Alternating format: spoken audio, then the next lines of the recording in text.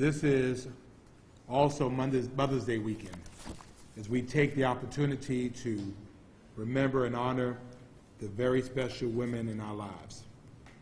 This is a time that we shower them with gifts, cards, flowers, various expressions of love, kisses, and thank yous. But for these women, Mother's Day has a much different meaning. It does not feel the same, and it will never be the same. These women are a part of a special sorority, a unique sorority, a sorority that does not wish to admit any more members. Alderwoman Wilder Bryan lost her son, Lawrence Bryan III. Brenda Johnson Curtis lost her son, Ricardo Morris, on July the 11th, 2015. Giovannia McDowell lost her son, Jawan McDowell. Michelle Pastors lost her son, John Pastors, on January the 19th, 2015. Barbara O'Neill, who could not be with us, lost her son, Alan Dwayne O'Neill Jr., that we knew as Pootie, on June the 21st, 2011. Olga Williams lost her bonus son, Dominique Xavier Milton Williams, on July the 19th, 2015. Carolyn Axenrider, who was not with us, lost her daughter, Phyllis Carolyn Russell Bennett, 24 years ago yesterday, May the 6th, 1997. The loss is real, and the pain is often overwhelming. There is something very unreal, very unnatural about a mother having to bury her child. No matter how old or no matter how young they are, they're still your child. They are supposed to bury us, not the other way around. And that being said, we recognize that Savannah, like major cities around the country, has a problem with gun violence.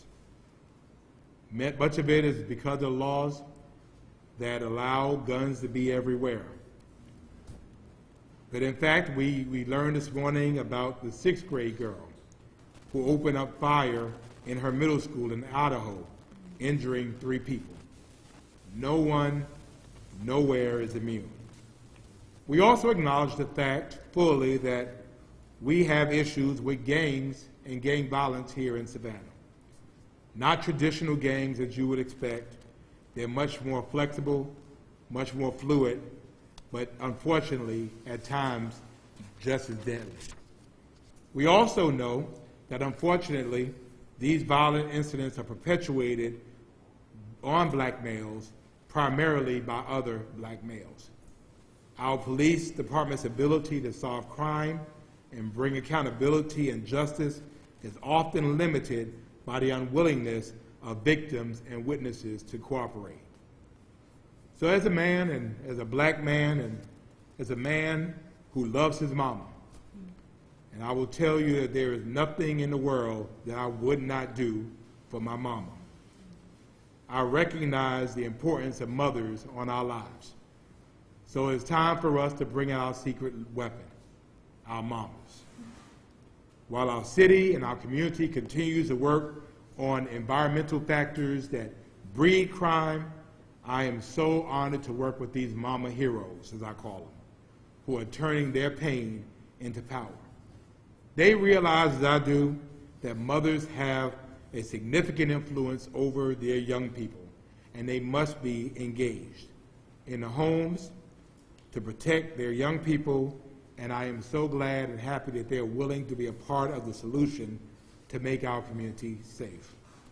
So we are asking our mothers, our grandmothers, our godmothers, by birth and by love, to take 10 simple but extraordinary steps over the next 100 days to keep Savannah safe and to keep another mother from paying the ultimate cost.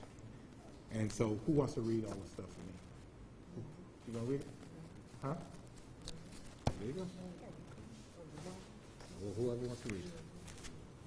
Go ahead, me. Probably a better one to read. Good afternoon. 10 things, 100 days to keep Savannah safe this summer. Know who your children's friends are and who their friends' parents are. Know what is in their room, their closet, their text messages, social media. Know where your children are at all times. Set a curfew. Beware of boredom. Children need accountability. School, work, a job. Make them do chores. Lock up guns in homes and vehicles. Access to guns put your child and others at risk. Ask about guns in homes your children visits, and make sure they only visit where guns are safely stored. Know your neighbors. Number 8, form a village of neighbors, church members, and parents of your child's friends to keep every child in Savannah safe. If you see something, say something. Be present physically, emotionally, spiritually. Pray with your children. Love your children. And have fun with your children this summer. And don't forget to mask up. Follow the science. Thank you, Savannah.